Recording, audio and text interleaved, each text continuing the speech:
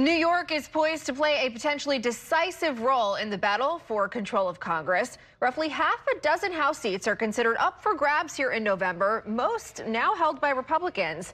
But President Biden's popularity in New York has sagged since 2020, raising questions about whether or not he will be a drag on the Democrats' chances of winning those contested seats and taking back the House.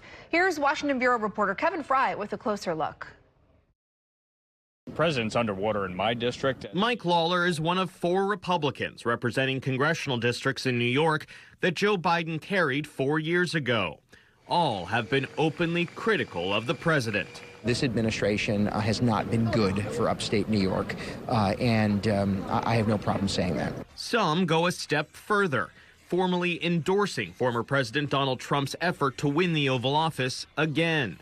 That includes Representative Anthony D'Esposito, whose Nassau County district went for Biden by nearly 15 points 4 years ago. We can think back to a time when President Trump was the president. We had a safer America, a more affordable America. We had an America that you could be proud of. The willingness of these politically vulnerable Republicans to criticize Biden and in some cases openly support Trump offers a clue about the decline in Biden's standing in heavily blue New York heading into November. Here's what House GOP Conference Chair Elise Stefanik, whose goal is to keep these seats red, told us back in March. I see the internal polls. President Trump is polling stronger in any of those districts, and Joe Biden's numbers are plummeting. In 2020, Biden won New York State by more than 23 points.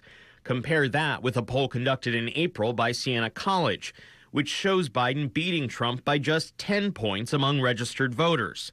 45% rate Biden favorably to 52% unfavorably. I don't think an April poll is a predictor of what's going to happen in November, but I think it should be concerning to Democrats.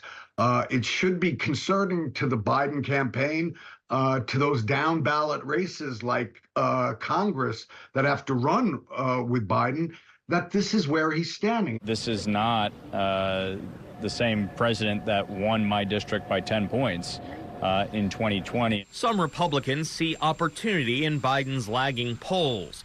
That includes Lawler, who is running against former Democratic Congressman Mondaire Jones. Does this complicate Mondaire Jones's life a little bit? Oh, I think so. I mean, look, people are unhappy. They are unhappy with the direction of the country. We asked some of the Democrats in these competitive seats whether they worry Biden could be an anchor on their own chances. Laura Gillen, who's pursuing a rematch against D'Esposito on Long Island, argued that the expected boost in voter turnout tied to the presidential race should actually increase her odds.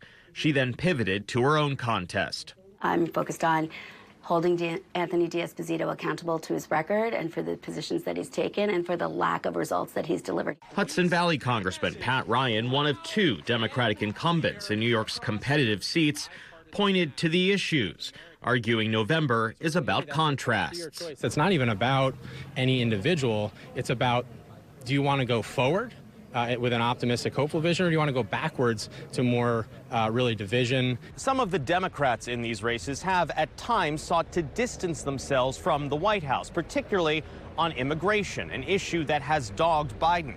Ryan, for instance, recently joined colleagues in writing Biden, urging him to take executive action on the border. Josh Riley, a Democrat running in a district just north of Ryan's, offered this take of the president. He's done a terrible job on the border, and so have all of the politicians, frankly. Regardless of the polling, though, at least one Republican is quick to downplay any boost he may get from Biden lagging. That way, I still got to earn every vote. In Washington, Kevin Fry, New York 1.